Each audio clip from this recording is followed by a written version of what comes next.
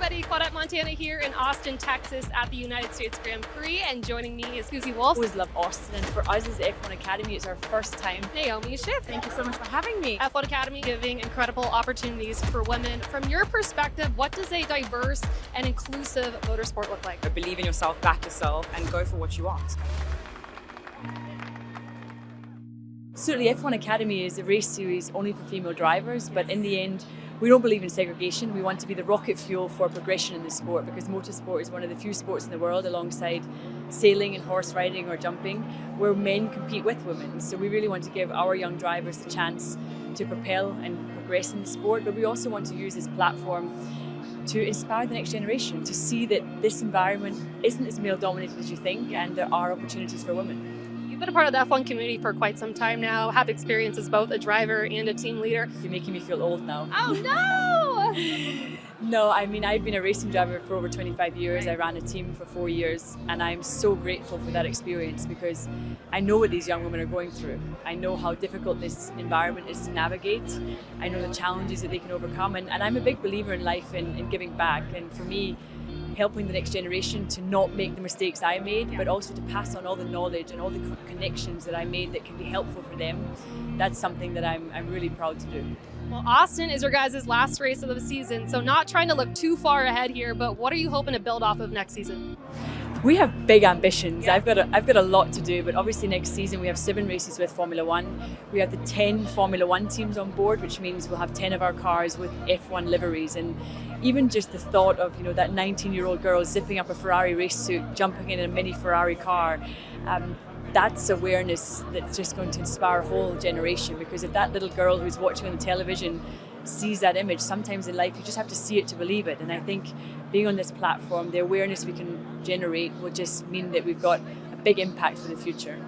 F1 Academy obviously giving incredible opportunities for women. From your perspective, what does a diverse and inclusive motorsport look like? Well, we've never seen participation rise above 5% in the last 25 years. Now, that's not going to change overnight, but I do think this environment and this industry needs to give opportunity. We need to see more women in the talent pools for the best to rise to the top. I don't believe in segregation, I don't believe in quotas, but I do believe in giving opportunity, because in my career, I got given a chance a couple of times, and that was what gave me the ability to go on and achieve great things. And sometimes you just need that chance in life. I want to ask you about just your experience being a woman in this sport, because obviously it's a male-dominated industry. I mean, I cover football for the most part, and that's also a male-dominated industry. So what's your experience been like for you, and what challenges have you faced? Yeah, well, obviously I started off in the sport as a racing driver myself, and that's obviously something we don't see so much of in motorsports. It's getting a lot better. You've got great initiatives out there. Started with W Series in 2019, who started their first ever women's racing series. Now today you've got F1 Academy, who are really pushing forward women in the sport, and you've got some incredibly talented young girls out there between the ages of 16 to 25 who are being supported by these teams. I mean, great announcement. First of all, they're racing here in Austin in front of the F1 crowd, which is huge for women's sport. I mean, you know what it's like. You need the eyeballs, you need the support so that sponsors see the benefits in investing, and for them to have 7 races on the calendar with F1 next year is fantastic. Every single one of these teams here are going to be supporting a one car in the championship next year with the driver that they're going to be giving support to. So all of those things are fantastic. To see people, at the pinnacle of our sport buying into these types of initiatives is super important. I just saw the F1 Academy winners right here before we started going, and I talked to Susie Wolff yesterday about F1 Academy and just all the amazing opportunities that it's giving for women. What do you think they should build off of next season, because they just finished their season here in Austin?